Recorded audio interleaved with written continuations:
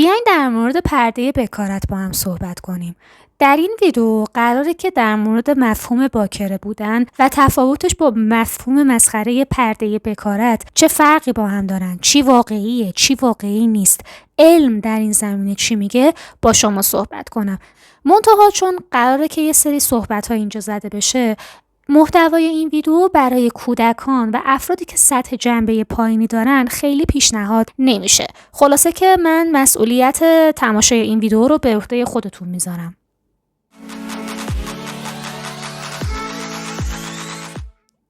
سلام، من سایه هستم. اینجا چنل با من مطالعه کنه. در این چنل من کتاب معرفی و نقد و بررسی میکنم، مقالات علمی و اطلاعات این مدلی رو با شما به زبان ساده به اشتراک میذارم و یه نگاهی هم میندازم به مسائل اجتماعی روز. اگر به این موضوعات علاقه‌مند هستین، چنل رو سابسکرایب و زنگوله رو فعال کنین تا از محتوای جدید چنل من مطلع بشین.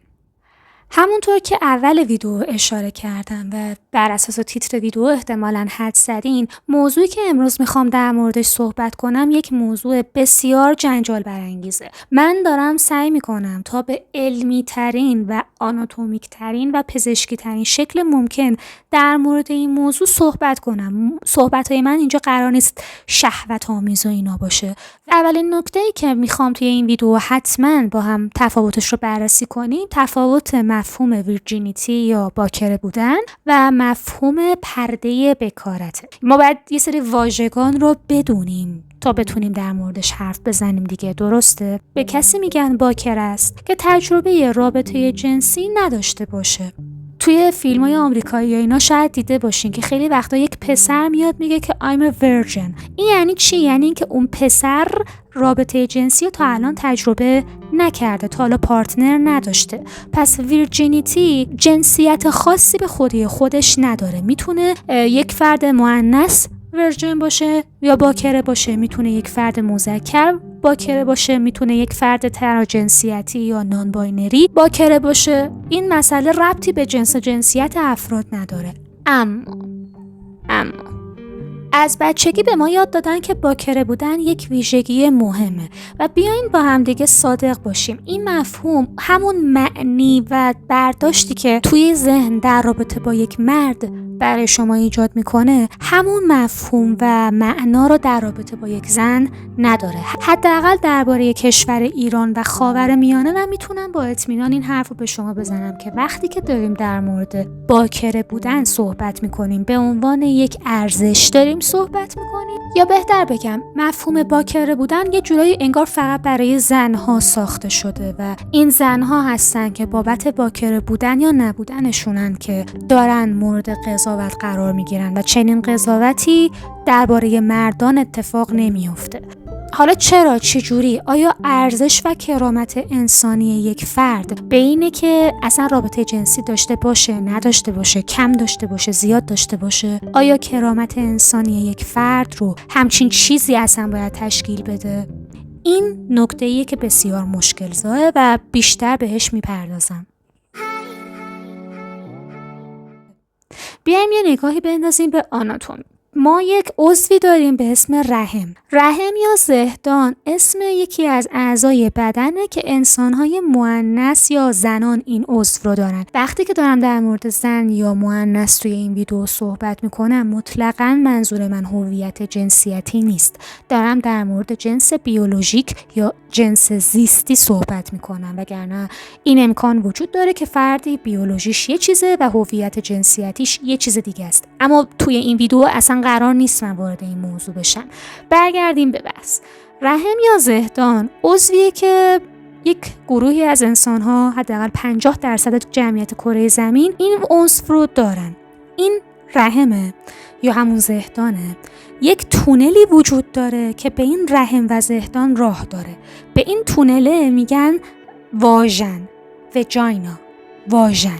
پس اندام جنسی شما اسمش واژن نیست. واژن اسم این تونل است که فارسی سازی شدهش میشه زهراه. ببینید زهدانه، این زهراهه. خب وقتی که ما این عضو رو داریم، دم در خروجی، یعنی دم عضو جنسی اون بیرون بدن، ابتدای ورودی این زهراه در بعضی انسان‌های مؤنث یک عضوی وجود داره. عضو نیست، بیشتر یک قشایی وجود داره که بهش میگن زهچین، انگلیسیش میشه هایمن.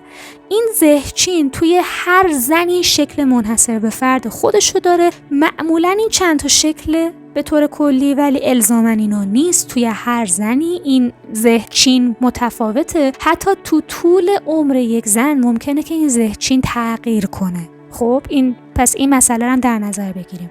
مشکلی که وجود داره، تا سالیان دراز تصور میشد که این زهچین یا همون قشای اطراف دم در ورودی واژن یا دم در ورودی زهراه، اسم این عضو پرده بکارته. ببینین، پرده‌ای در کار نیست. وقتی ما میگیم پرده بکارت، چه به لحاظ لغوی و چه به لحاظ معنی که برای ذهن ایجاد میکنه، انگار ما داریم در مورد چفت و بست و قفل و در کرکره داریم در مورد همچین چیزی داریم صحبت میکنیم، در صورتی که زهچین اصلا چنین کار کردی نداره.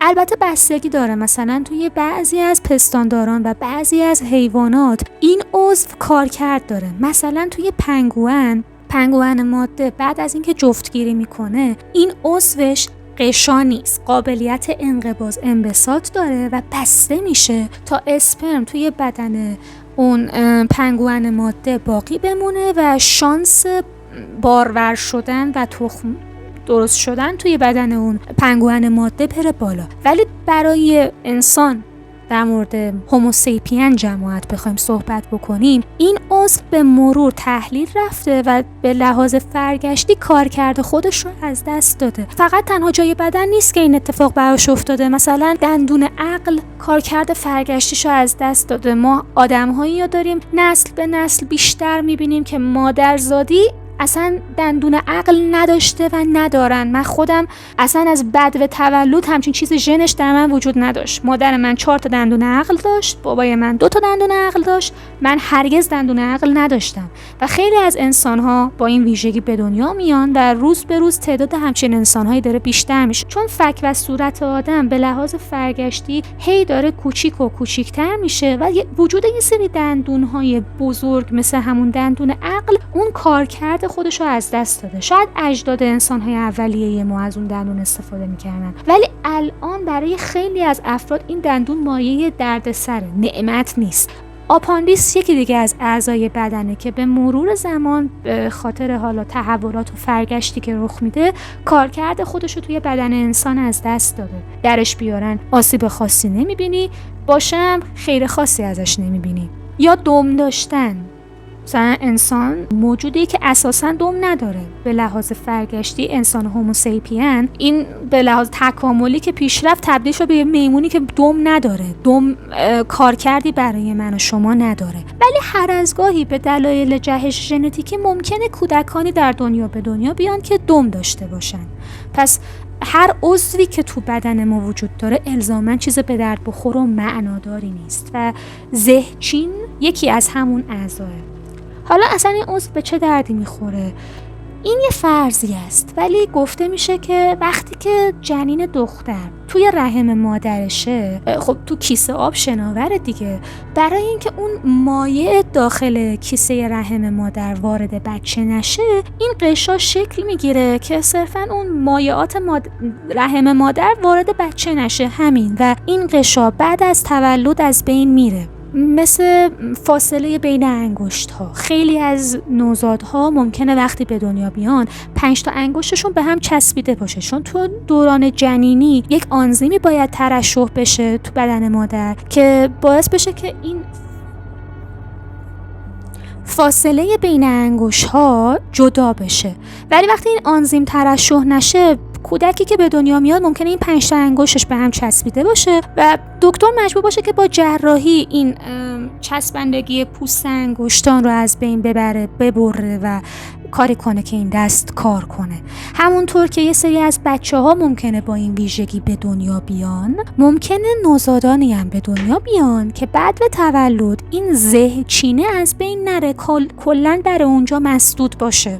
برای یه عده ممکنه این اتفاق نیفته. بیشتر انسان‌ها این زهچینشون پاره میشه به مرور زمان. حالا میگم بعد به تولد راه میرن، بازی میکنن، همینجوری ممکنه پاره بشه و شکل‌های مختلفی به خودش بگیره و باید پاره بشه. ببینید دهانه واژن نباید مسدود باشه. اگر مسدود باشه اصلا خون پریود نمیتونه خارج بشه، پس این مسیر باید باز باشه، حالا یا کامل یا حالا کجدار و مریض تا حدودی.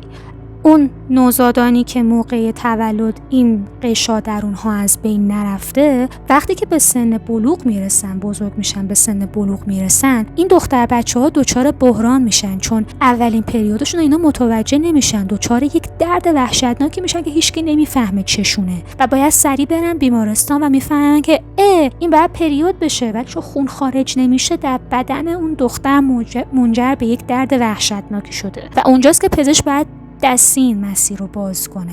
اما برای بیشتر زنها این اتفاق نمیفته. اون قشا پاره میشه و راه بازه که خون پریود خارج بشه. حالا این زهچین تغییر شکل پیدا میکنه در طول زندگی افراد. ممکنه کامل از بین بره، ممکنه تا یه حدیش از بین بره و ممکنه اصلا از بین نره. وجود و عدم وجود این زهچین اصلاً و به هیچ وجه ثابت نمی‌کنه که چیزی داخل رفته یا نرفته، یا اگر چیزی وارد شده آیا تامپون بوده یا انگشت بوده یا دستگاه پزشکی مورد معاینه بوده. از این چیزا هست که برای پاپ اسمیر میزنن دهن باز بشه نمونه برداری کنن. اصلا نشون نمیده که با چی این مسیر باز شده، چه چیزی وارد شده، آیا حالت تناسلی انسان نر بوده یا چی. زهچین مطلقاً چنین چیزی رو به ما در موردش اطلاعات نمیده. دخترم بیا اینجا، بیا عزیزم، بیا عزیزم، اینقدر نگران نباش. این دکتر خانومه، فقط یه دقیقه شما رو معاینه میکنه، همین. در قدیم تصور بر این بود که این زهچینه مثل یک پرده است، یک پرده گوشتیه که یک پرده پوستیه که دهن اینجا رو میبنده و اینجا درش فقط برای یک شخصی به اسم همسر باز میشه، سرقفلی و صاحب و اینجور مزخرفات. وقتی که این پرده دریده میشه، پاره میشه، خون ریزی داره، یه درد جزئی هم داره ولی اشکالی نداره. به لحاظ علمی اصلا همچین چیزی وجود خارجی نداره. یک سکس سالم نباید خون ریزی و درد داشته باشه.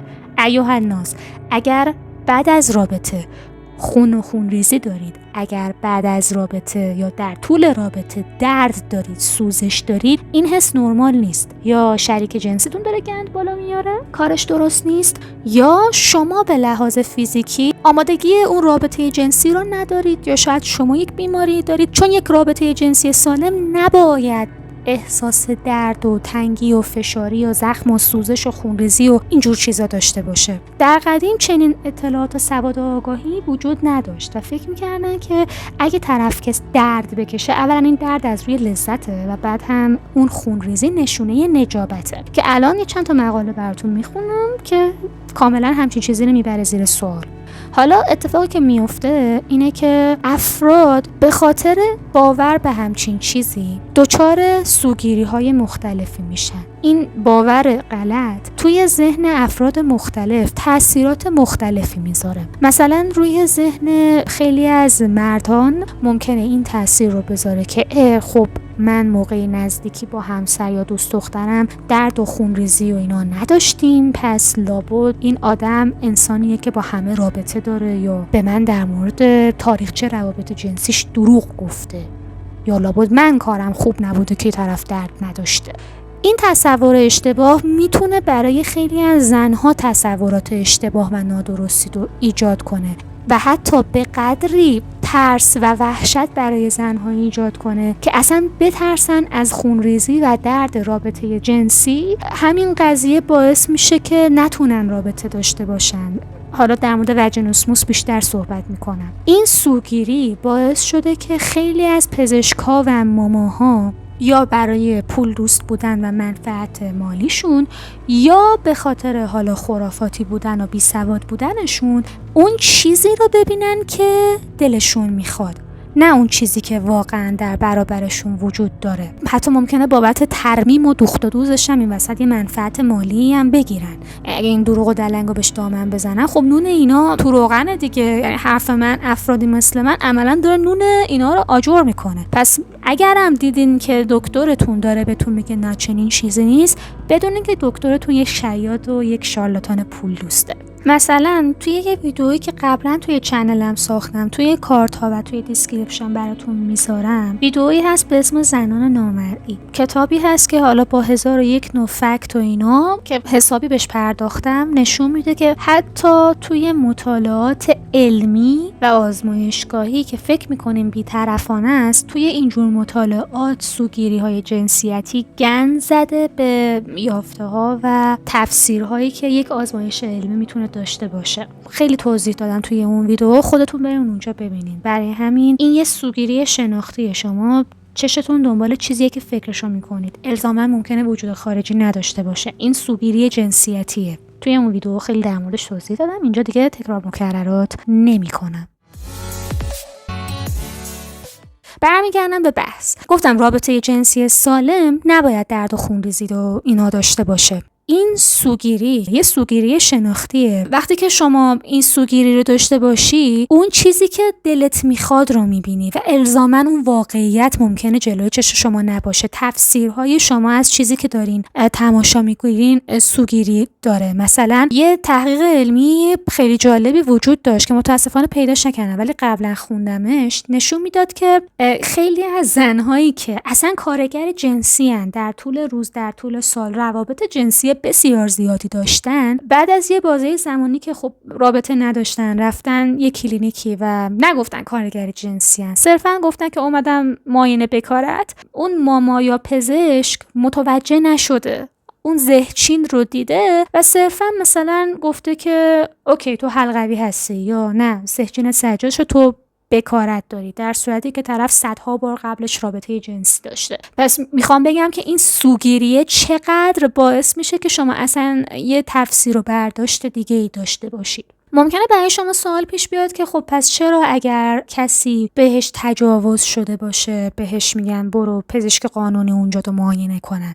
توی پزشک قانونی و معاینه برای تجاوز اتفاقی که میفته، اولا حالا توی یه ویدیو دیگه هم بهش پرداختم، اینجا توی دیسکریپشن لینکشو میذارم و توی کارتای بالای صفحه ویدیویی که به این موضوع بیشتر پرداختم. وقتی که شما معاینه میشید به عنوان کسی که بهش تجاوز شده، معاینه پزشکی شما چند تا جنبه داره. 1. از بارداری احتمالی جلوگیری کنه. 2. از بیماری مقاربتی احتمالی در شما جلوگیری کنه. 3. اگر پوست، مو، مایع منی یا حالا هر چیزی، هر نمونه‌ای از بدن اون متجاوز که ممکنه ردش روی بدن شما مونده باشه رو میخوان نمونه برداری کنن که اون نمونه دی ان ای فرد متجاوز وجود داشته باشه به عنوان مدرک جرم. پس این خیلی حیاتیه که بعد از اینکه بهتون تجاوز شد، که البته امیدوارم این اتفاق براتون نیفته، ولی دور از جون زبونم لال، اگر اتفاق افتاد مطلقاً مسواک نزنین، به هیچ وجه حمام نرین، لباساتون رو دور نندازین، لباساتون رو نشورین. شما فقط چند ساعت، نهایتاً 1 روز وقت دارین، سریعاً به اولین بیمارستان یا اولین درمانگاه یا اولین پزشکی قانونی مراجعه کنین تا همون پیشگیری هایی که گفتم انجام بشه، هم تا اون نمونه از بین نرفته، نمونه دی ان ای فرد متجاوز رو نمونه برداری کنن از روی بدن شما. چیزی که توی کیسای تجاوز اتفاق میفته اینه که از روی زهچین تشخیص نمیدن که شما بهتون تجاوز شده یا نه. بماند که تجاوز الزاماً با دخول زوری به واژن اتفاق نمیفته. شما از مقعد هم میتونید مورد تجاوز قرار بگیرید. شما حتی ممکنه غیر دخولی مثلا با سکس دهانی مورد تجاوز قرار بگیرید. میدونید چی میگم؟ یعنی تجاوز صرفاً با ورود به واژن شما اتفاق نمیفته. همه جای شما رو نمونه برداری و معاینه میکنن. حالا زهچین عملا هیچ نقشی نداره توی معاینه تجاوز. چیزی که معاینه میکنن، چون تجاوز خب رابطه جنسی خودخواسته که نیست که زوریه و این زوری بودنه ممکنه یه ردهایی به جا گذاشته باشه. مثلا دخول زوری با فشار میتونه زخم و کبودی، حالا یا در دهان یا در واژن یا در مقعد شما ایجاد کنه. اونا اون زخم و کبودی ها رو میبینن که بر اساس اون احتمال میدن که یک جسمی به زور وارد شده. ذهنچین این وسط هیچ نقشی نداره. از روی بکارت شما تشخیص نمیدن بهتون تجاوز شده یا نه. اونا شواهد دیگه یا مورد بررسی قرار میدن. این هم یه نکته‌ای بود که حتما باید میدونستیم. و حالا میریم به مقالات علمی که در این زمینه وجود داره یه نگاهی بندازیم.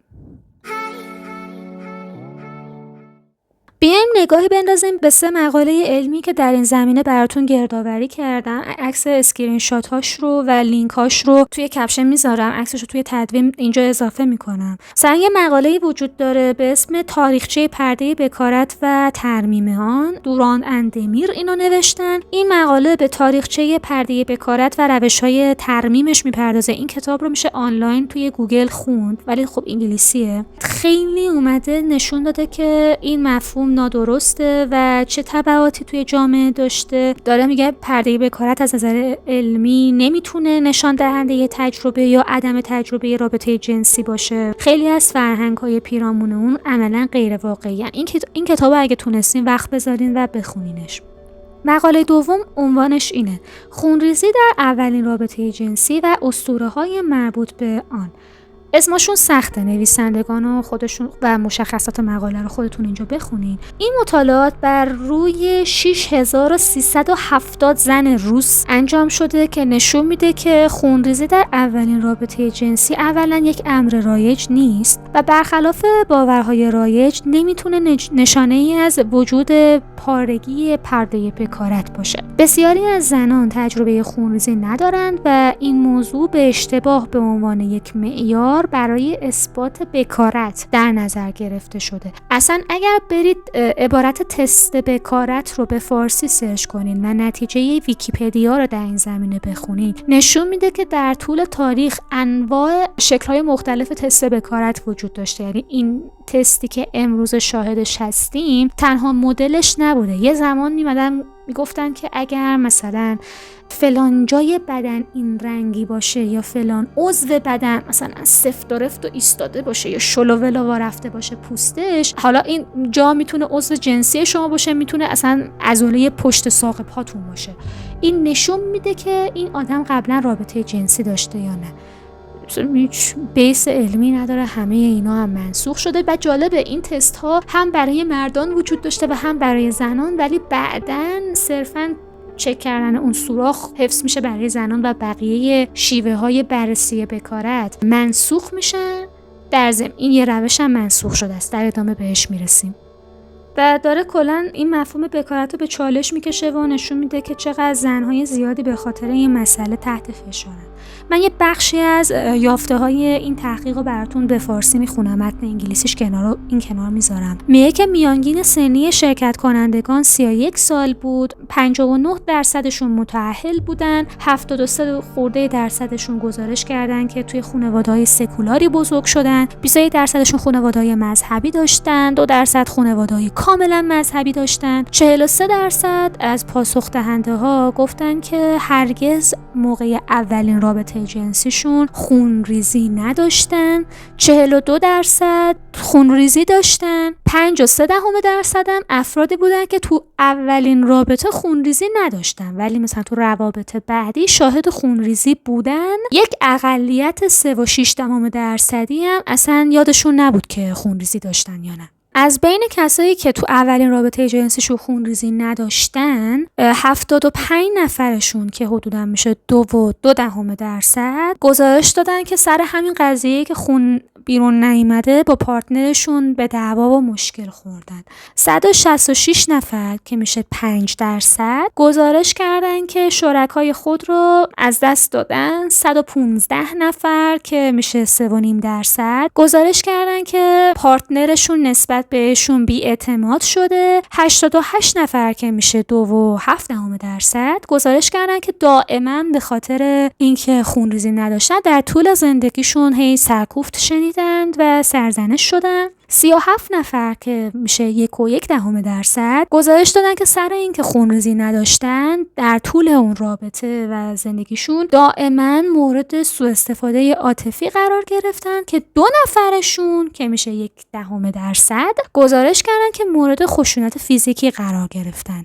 الان خیلی آماری و درصدی به شما ثابت شد که یک رابطه معنادار و منطقی وجود داره بین زن ستیزی و خشونت علیه زنان و باور به بکارت؟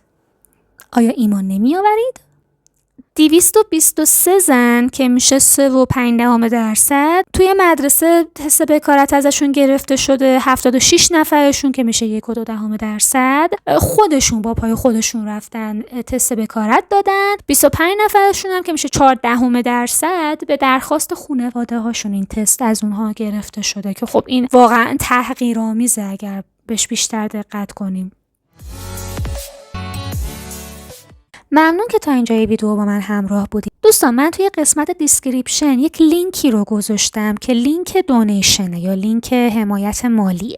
این چنل یوتیوب هنوز به درآمدزایی نرسیده و برای اینکه بتونم این محتوای آموزنده رو براتون بسازم برای من یه سری هزینه‌هایی وجود داره، از جمله اینکه حالا اینترنتی که صرف میکنم، فیلتر شکنی که تهیه میکنم، وقتی که میذارم این اطلاعات رو گردآوری میکنم و شما میتونین با کمک‌های مالی داوطلبانه‌تون از طریق لینک سایت هامی باش که هم از داخل ایران میتونین این کار انجام بدین و هم از خارج از ایران میتونین از من حمایت مالی کنین و کمکم کنین که بدون دغدغه و نگرانی مالی ویدیوهای پیش رو بسازم و با کیفیت بیشتری وقت بذارم برای ساختن ویدیوها. الان مثلا این چراغ‌های جدیدی که استفاده میکنم یا پایه جدیدی که توی ویدیوهام دارم استفاده میکنم رو در واقع با حمایت‌های مالی شما خریدمش. پس حمایت توی لینک دیسکریپشن یادتون نره. در طول تاریخ بکارت به عنوان یک نشانه‌ای از پاکدامنی زن یا شأن اجتماعی یا پایگاه اجتماعی اون زن و خانواده‌اش بوده. مثلا توی ویدئوی حکایت دختران قوچان که توی کارت‌های بالای ویدیو و تو دیسکریپشن لینکشو میذارم در مورد این موضوع صحبت کردم که اتفاقا یکی از نمونه‌های ناراحت کننده و بسیار دردناک در رابطه با پرده بکارته. این دختران قوچان زمان فروخته شدن دختر باکره، دختر بچه بودند و چون معلوم نبوده که توی این بازه زمانی اتفاق براشون افتاده یا نه، دیگه کسی توی ایران این بچه ها رو گردن نمیگرفته، حتی خانواده‌شون. برای همین هیچ تلاشی هم صورت نمیگیره که دختران قوچان رو به خونه زندگیشون برگردونن. این باور از دیدگاه‌هایی نشأت میگیره که زنان رو به عنوان اموال مردان تلقی میکنه و ارزش اونا رو به بدنشون و روابط جنسیشون محدود میکنه. این نگاه تاریخی غیر منصفانه در واقع برای کنترل روابط جنسی زنان بوده. و اگر برگردیم به انقلاب کشاورزی و زمان مادر خداها و قبل‌تر از اون، میبینیم که قبل‌تر از اون خیلی محدودیت خاصی برای روابط جنسی زنان وجود نداشته. یعنی اگرم محدودیتی توی قبایل و اینا وجود داشته، صرفاً ممنوعیت سکس با محارم بوده، بر اساس توتم هاتون مثلا با این قبیله وصلت نکنید، با این قبیله وصلت کنید یا برعکس. اما از بعد از انقلاب کشاورزی به بعد که فرهنگ و مذهب و سیستم سیاسی و اقتصاد اصلا وارد یک لیگ دیگه ای میشه، توی این بازه زمانی مرد سالاری شکل میگیره که حالا بعداً براش ویدیو میسازم، ولی صرفاً خیلی گذرا اینجا بهش اشاره میکنم. اون موقع راهی وجود نداشته که بفهمن هر کسی بچه چه کسیه. خب قطعا میتونستن تشخیص بدن مادرش کیه، چون اون زن بچه رو زاییده، ولی پدرش رو نمیتونستن شناسایی کنن، تست دی ان ای که نبوده. پس می اومدن و برای روابط جنسی زنان قوانین دست و پاگیری ابداع میکردن که زنها حق سکس با افراد کمتری رو داشته باشن تا احتمال اینکه بچه کس دیگری رو باردار باشن بیاد پایین. به همون نسبت اون زمین کشاورزی، اون اموال و دارایی یه وقت به شخصی خارج از اون خانواده به ارث نرسه. در واقع به یه سری دلایل اقتصادی این مالکیت و کنترل روی بدن زنها به وجود میاد و بدنم این مسئله رو جای پاش رو مذهب سفت تر میکنه. تا قبل از اون اصلا محدودیت مشخصی برای زنها وجود نداشته، ولی این محدودیت به مرور به وجود میاد. توی یه ویدیوی دیگه سیر تکامل فرهنگیشو براتون میگم، ولی فعلا در همین حد بدونید که یکی از راههایی که اون زمان میخواستن اعمال سلطه و قدرت بکنن بر زنها این بود که زنها رو مایملک مردان بدونن، و یکی از این راهها همین مفهوم مسخره پرده بکارت بوده. و این باور واقعا اشتباه به چند دلیل منطقی. یک، زن شیء نیست، زن حیوان نیست، زن زمین نیست، زن اشیاء نیست. زن انسانه، همونطور که یک مرد انسانه، همونطور که بردهداری و مالکیت یک مرد بر مرد دیگری خیلی وقتا که منسوخ شده، دیگه بعد یاد بگیریم که آقا مالکیت مرد بر زن هم باید منسوخ بشه، چیزی که هنوز هست. بفهمیم که این تفکر داره از کجا میاد، زنان رو کمتر از خودمون نبینیم. این یه دلیلشه. دلیل دومش اینه که گفتم اصلا به لحاظ علمی پزشکی چیزی به اسم پرده بکارت و عضو کنتورانداز زنان برای اینکه یه وقت با هر کسی سکس نکنه، اصلا همچین عضوی وجود خارجی نداره، اصلا چنین کارکردی نداره تو بدن انسان‌های زن. 3، این عضو بود و نبودش هیچ چیزی رو ثابت نمیکنه. هیچ چیزی رو ثابت نمیکنه. اگر کسی قبل از اینکه با شما وارد رابطه باشه تجربه رابطه جنسی داشته، 1001 مدل روش رابطه جنسی میتونه وجود داشته باشه که الزاماً با دخول به واژن همراه نباشه، یا 1001 دلیل وجود داشته باشه که آقا اصلا اون غشا در بدن اون زن از بین رفته باشه، وجود خارجی نداشته باشه. حالا یا خودش خود به خود از بین رفته، یا موقع ورزش و اینا از بین رفته، یا مثلا اومده کاپ قاعدگی یا تامپون بذاره از بین رفته. هیچ چیزی رو ثابت نمیکنه. نه سکس داشتن طرف رو ثابت میکنه، نه سکس نداشتنش رو. هیچ چیزی رو ثابت نمیکنه. و 4، این که اصلا این مفهوم بکارت ربطی به زهچین نداره. بکارت یک مفهوم اجتماعیه، اصلا ربطی به علم پزشکی و آناتومی نداره. این مفهوم برساخته اجتماعی در طول تاریخ مرد سالاری شکل گرفته برای کنترل زنان و برای انسانیت زدایی از زنان. پس اصلا به این چند دلیل اصلا کلاً افسانه ها، این دریوری های مرتبط با این عضو رو باید بذاریم کنار. دیدگاه فمینیستی در مورد این موضوع چی میگه؟ از دیدگاه فمینیسم زن و مرد باید از حقوق و آزادی‌های برابری برخوردار باشن. یکی از پایه‌های این آزادی و برابری اینه که بدن من مال خودمه، استقلال داشته باشم نسبت به بدن، زندگی و سرنوشت خودم.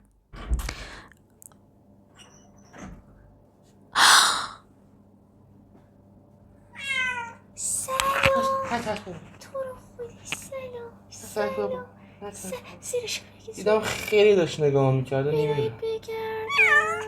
میشه ببریمش همون؟ نه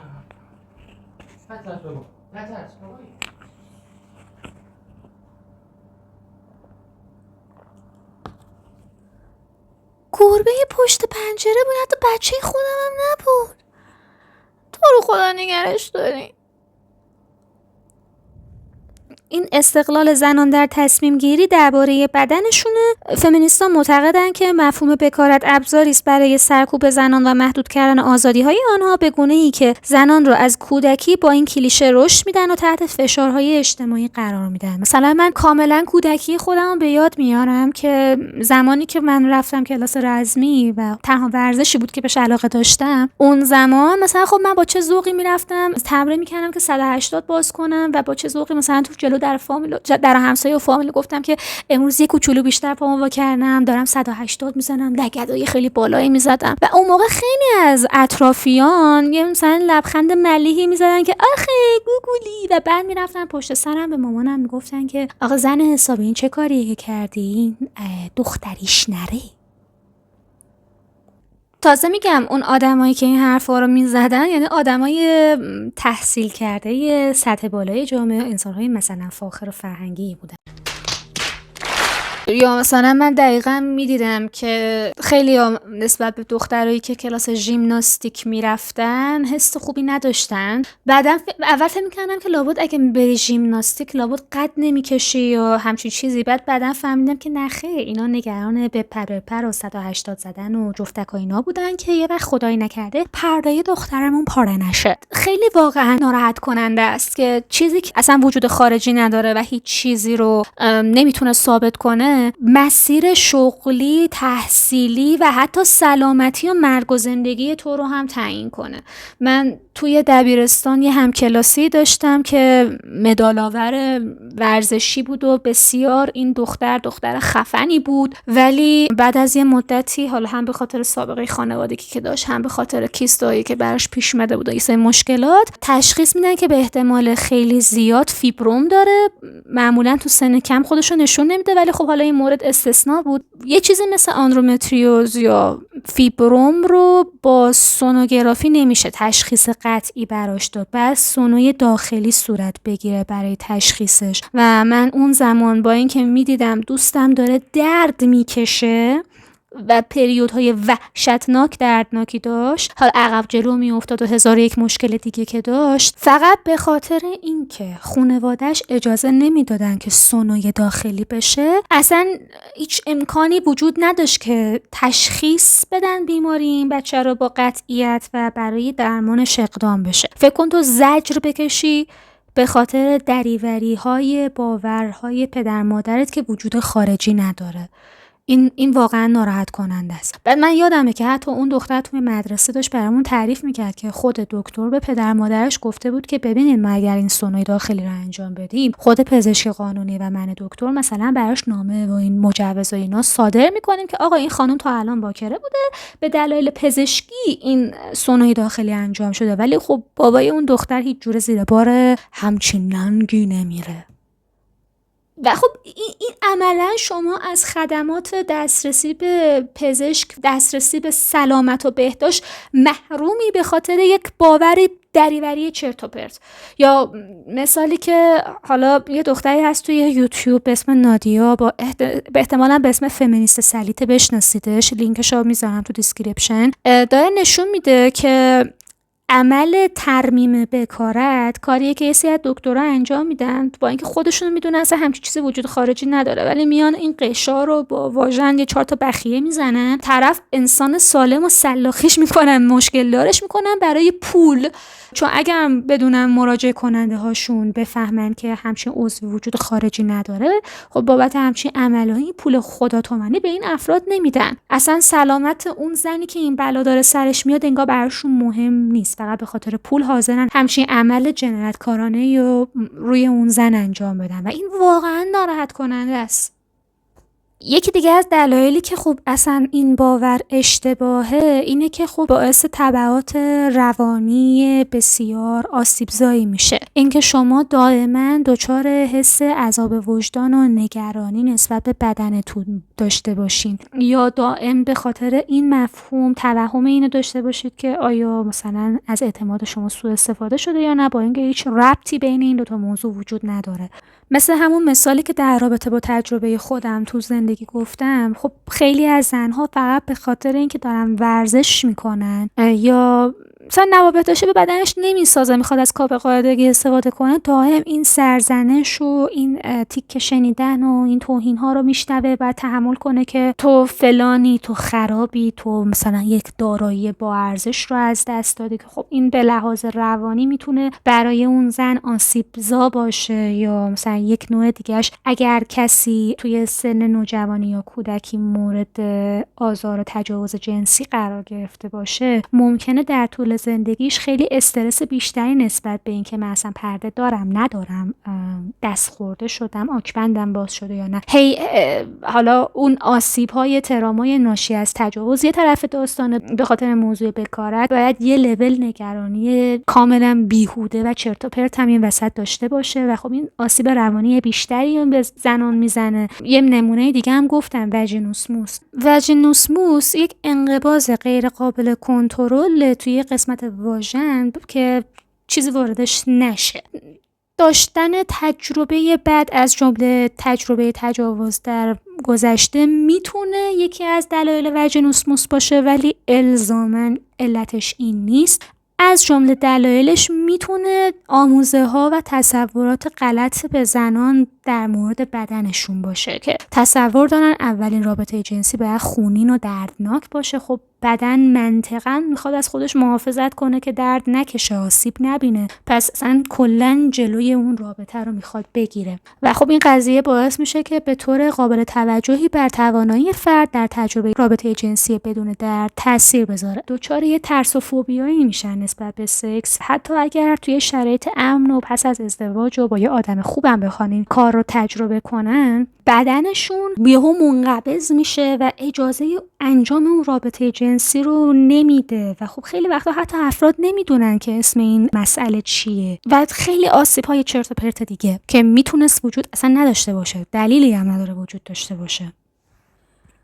یه بدیه دیگه‌ش هم خب تبعیض‌آمیز بودنشه دیگه. این مسئله مشخصا برای کنترل کردن و تحقیر زنان ایجاد شده. یه زمانی اگه یادتون بیاد اون موقع که لاین و ویچت و اینا بود یا تازه داشت اینستاگرام بین ایرانی‌ها مد میشد، دیگه ته روشن فکری بود که اگر آقا دوماد از شما تست بکارت خواست، شما مثلا ازش تست بکارت بخواین که یه وقت مثلا اون داماد مثلا رابطه مقعدی با کسی نداشته باشه. خب اولا گفتم رابطه جنسی میتونه شکل‌های مختلفی داشته باشه، الزاماً فرو کردنی نیست، الزاماً با جنس مخالف نیست. حالا از این قضیه چشم پوشی کنیم، مثلا چی؟ مثلا آقا اگر کولونوسکوپی کرده باشه باید مثلا مورد شرم از بدن و مورد توهین قرار بگیره، یا اگر قبلا بهش تجاوز شده باشه مثلا قراره تو تست معاینه مقعدی مثلا چیزی نشون بده. چون اینجا داره زنها تحقیر میشه، مثلا جواب صحیح برخورد با این کار رو این میدونستن که خب مردان هم تحقیر بشن. خب این چه منطقیه؟ مگه مجبورین؟ اصلا چرا به هم دیگه رو کنترل کنیم؟ چرا به هم دیگه رو تحقیر کنیم؟ اصلا این نمیتونه چیزی رو اثبات کنه، نه برای زن نه برای مرد. خب به جای اینکه بیایم این برای منسوخ کنیم، چرا دیم سنت عجیب غریب چرت و پرت جدید ابداع میکنیم؟ این دریوری‌ها چیه؟ نکنین این کارا رو. این به خدا روشنفکری شما رو نمیرسونه. یه زمانی مد شده بود که به خدا رو شکر از مد افتاد. ایشالله من ندیدم جای دیگه در موردش، ایشالله که از مد افتاده باشه. سازمان بهداشت جهانی یا همون WHO در سال 2018 اعلام کرد که تست بکارت نقض حقوق انسانی افراد است و این روش نه تنها از نظر جسمی مضر است، بلکه تأثیرات روانی طولانی مدت و مخربی دارد. به همین دلیل این سازمان به همراه سایر نهادهای بین‌المللی مانند شورای حقوق بشر و سازمان ملل و UN Women خواسته که ممنوعیت جهانی این تست رو اعلام کنن. من فایل انگلیسیش رو میذارم توی کانال تلگرامم، ولی لینکش رو هم توی دیسکریپشن میذارم. اسکرین شاتاش هم که موقع صحبتام داره روی تصویر براتون نمایش در میاد. این فایل PDF که مال خود سازمان بهداشت جهانیه رو اگر ورق بزنیم و بیایم پایین، یه لیست رفرنس داره که من میخوام نگاهی بندازیم با هم به این رفرنس ها.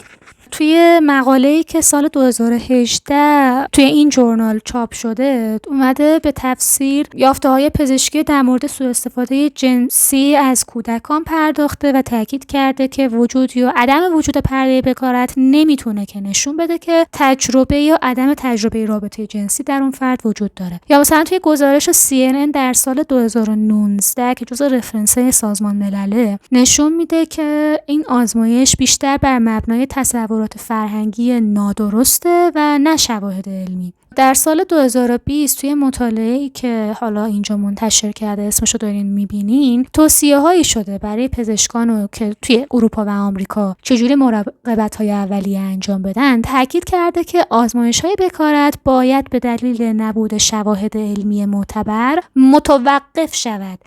در سال 2008 توی این مقاله به بررسی همبستگی‌های مربوط به آسیب‌های آنوژنیتال پس از تعرض جنسی پرداخته و نشان داده که پرده بکارت نمیتونه به عنوان معیار معتبری برای تشخیص آسیب در نظر گرفته بشه، آسیب تجاوز. در سال 1999 دیگه ببینید نگین همش اینا مقالات جدیدن ووک کالچر نمیدونم علم رو دستکاری کرده. این مقاله مال 1999. توی این مقاله که توی Journal of American Medical Association منتشر شده، نقش پزشکان قانونی در کنترل سکسوالیته زنان از طریق آزمایش‌های بکارت توی ترکیه رو بررسی کرده و لزوم تغییر در این رویه‌ها توی این مقاله تاکید شده. تو سال 2008 توی این مقاله که در مورد ایدز و HIV اینا بوده، اومدن بکارت رو هم بررسی کردن توی آفریقای جنوبی و یه سری پیشنهاداتی هم حالا داده شده. راستی توی همون ویکی‌پدیای فارسی زبان یه سری اطلاعات خیلی جالبی در مورد تست بکارت بود. مثلا اینکه توی آفریقای جنوبی قبلا برای دخترها و پسرها تست بکارت وجود داشت، ولی الان توی آفریقای جنوبی برای همه افراد زیر 16 سال اصلا این تست قدغن شده و توی خیلی کشورها کلا تست بکارت داره ممنوع میشه. خدا رو شکر. اسم این مقاله ها رو میتونین سرچ بکنین تو همون فایلی که لینکشو براتون میذارم، این رفرنس ها رو داده، لینکاش هست، میتونید از اونجا برید و اصل مقاله رو پیگیری کنین بخونید. تمام رفرنس ها در دسترسه. توی سال 2018 خود سازمان جهانی بهداشت یک بیانیه‌ای صادر میکنه که در اون میگه که آزمایش بکارت باید حذف بشه. بر ضرورت پایان دادن این آزمایش تاکید کرده. کلا این همه منبع، چه از اون مقاله هایی که جدا جدا براتون پیدا کردم و چه از این رفرنس مهمی که از سازمان ملل براتون آوردم، به وضوح نشون میده که بکارت یک مفهوم فرهنگی، ربطی به پزشکی و سلامت و علم و آناتومی اینا نداره، بلکه برعکس تازه تاثیر منفی روی سلامت زنان هم میذاره، چون عملا داره اطلاعات غلط در مورد نحوه عملکرد بدن زنها و سبک زندگیشون ارائه میده. این قسمت بیانیه سازمان ملل که سال 2018 منتشر شده رو بسیار دوست دارم. متن انگلیسیش رو اینجا دارم نمایش میدم، فارسیش رو براتون میخونم. آزمایش بکارت نقض حقوق بشر است و در جوامع و فرهنگ‌های مختلف به عنوان نوعی تبعیض و خشونت مبتنی بر جنسیت انجام می‌شود. آزمایش بکارت شامل بررسی دستگاه تناسلی زنانه، اغلب توسط یک متخصص بهداشت، به منظور تطابق وضعیت و ظاهر پرده بکارت با تجربه رابطه جنسی قبلی در زنان یا دختران است. بازرسی بصری از دستگاه تناسلی خارجی غالباً با آزمون وی یا همون 2 انگشت ترکیب میشه که شامل وارد کردن یک یا چند انگشت به واژن برای ارزیابی اندازه دهانه واژن و پرده بکارت است. این بررسی ها ممکن است توسط متخصصان بهداشتی یا افراد غیر حرفه‌ای انجام شود و نتیجه گیری میکند که آیا زنان یا غالباً دختران جوان تجربه رابطه جنسی یا تعرض و تجاوز داشتن یا نه. این بررسی ها معمولاً به طور اجباری و بدون رضایت و همکاری فرد انجام می شود. آزمایش بکارت تجربه‌ای دردناک، تحقیرآمیز و آسیب‌زاست. یکی از آسیب‌های افسانه بکارت که من ندیدم خیلی در موردش صحبت بشه، بحث ختنه یا مسله‌سازی جنسی زنانه. اگر نمیدونین ختنه یا مسله‌سازی جنسی زنان چیه، توی دیسکریپشن لینکشو گذاشتم، توی کارتای بالای ویدیو میذارم. حتما اون ویدیوی قبلی من رو ببینین، در موردش فیلم و کتاب بهتون معرفی کردم. یک عملیه که دلایل مختلفی برای انجامش وجود داره. یه عده مذهب و باورهای خرافی رو دلیل میدونن، یه عده دلیلش رو زیباسازی بدن میدونن، اما مهمترین دلیلی که ختنه زنان انجام میشه، مخصوصا اون مدل ختنه فرعونی که توی آفریقا بیشتر رواج داره که کامل اونجا بسته میشه، این عمل وحشیانه وحشتناک به شدت دردناک که حتی میتونه منجر به مرگ زنان بشه یا نقص عضو دائمی براشون به همراه بیاره، اینه که میخوان اون منطقه کاملا آکبند بسته بمونه فقط یه سوراخ ریز باقی میذارن که خون پریود خارج بشه. اون منطقه برای شوهر شب زفاف با خنجر پاره میشه، مسیر باز میشه و اگر مثلا شوهر از اینایی باشه که مثلا تو کار ترانزیت باشه یا شغلش جوری باشه که دائم باید بره سفر طولانی مدت، زنش نتونه باش بره، دوباره اونجا رو باید بدوزن که درش بسته باشه که یه وقت مال کس دیگه ای نره اونجا. یعنی میخوام بگم که این ختنه زنان درسته که دلایل مختلفی براش هست، فرضیه‌های مختلفی براش هست، توی فرهنگ‌های مختلف دلایلشون هم مختلفه، ولی مهمترین دلیلی که نقص عضو زنان، قطع عضو جنسی زنان یا FGM اتفاق میفته مشخصاً حفظ باکرگی و محدود کردن، سرکوب کردن شدید اون زن به لحاظ جنسیه که مطمئن بشن صاحبش یه نفره و این با همون یه نفر فقط رابطه جنسی داشته باشه. و این واقعاً وحشتناک و به شدت منزجر کننده است. در نهایت حرفی که میخوام بزنم اینه که یک افسانه، یک باور فرهنگی اشتباه به معنی واقعی کلمه گند زده به علم پزشکی و شناخت ما از آناتومی و بدنمون و اینکه اصلا امکان دسترسی به دکتر یا خدمات بهداشتی داشته باشیم یا نه. یک باور فرهنگی اشتباه تا الان در طول تاریخ، چه از دختران قوچان چه از دخترانی که به دست پدر و نامزدشون کشته میشن، این تفکر غلط زندگی خیلی ها را از هم پاشونده، باعث طلاق خیلی از ازدواج‌ها شده، باعث به گند کشیده شدن خیلی از روابط زناشویی شده، خونهای زیادی رو ریخته، چه به لحاظ مرگ و میر و قتل ناموسی اینجور حرفا، چه به لحاظ اینکه طرف حاضر سلاخی بشه ولی بره زیر عمل جراحی ترمیم. خونهای زیادی برای این داستان ریخته شده و دیگه کافیه. چیزی که اشتباهه باید متوقف بشه، چیزی که تصور اشتباه خرافیه باید در موردش آگاهی رسانی انجام بشه. کاری که در این ویدیو من سعی کردم انجام بدم. خیلی از زنها گفتم امکان دسترسی به همه خدمات پزشکی و معاینه رو از دست میدن به خاطر توهم بکارت، به خاطر افسانه بکارت. زنهای زیادی که به نوار بهداشتی و بافت پنبه حساسیت دارن حق دسترسی به کاپ قاعدگی ندارن توی اون بافت فرهنگی که ازش میان، چون اونجا نباید تا قبل از ازدواج چیز وارد بشه. طرف باید پریودهای دردناکی تجربه کنه، پریودهای آزاردهنده تجربه کنه، پریودهای گران قیمت و پرهزینه تحمل کنه که چی؟ بابت چیزی که وجود خارجی نداره. افراد زیادی هستن که از فعالیت‌های ورزشی دلخواهشون از کودکی منع میشن مبادا اون عضو آسیب ببینه و هزاران آسیب فیزیکی، اجتماعی، اقتصادی و روانی که به اندازه کافی توی این ویدیو در موردش صحبت کردم. موضوع به شدت ناراحت کننده است، به شدت منزجر کننده است. میدونم که یه ذره خارج از عرف نرماله که مثلا یه دختر جوان بیاد در مورد این موضوع صحبت کنه. من خیلی سعی کردم که علمی و پزشکی و در این حال منطقی این موضوع رو با هم بررسی بکنیم. امیدوارم که این ویدیو روی طرز تفکر شما و اطرافیانتون تأثیری بذاره. امیدوارم و خواهشمندم که برای اینکه این ویدیو اون رسالت فرهنگی خودش رو انجام بده، این ویدیو و پلیلیست زنان و مطالعه جنسیت از چنل من رو به دوستانتون معرفی کنید. با لایک، کامنت و سابسکرایب میتونین از من حمایت کنین. کامنت و لایک شما باعث میشه که یوتیوب این ویدیو رو مفید ارزیابی کنه و به افراد بیشتری ساجست کنه و خب وقتی که افراد بیشتری ویدیوها رو ببینن منم بیشتر انگیزه میگیرم و توانایی این رو دارم که وقت بذارم و ویدیوی با کیفیت بهتری بسازم. پس حمایت توی کامنت و لایک و اینا یادتون نره. ویدیوها رو برای دوستانتون بفرستین. اگرم پیشنهاد یا سوال علمی دارین توی کامنت ها از من بپرسین تا برای سوال شما یه ویدیو بسازم. ممنون که تا اینجای ویدیو با من همراه بودید. روز خوبی داشته باشید.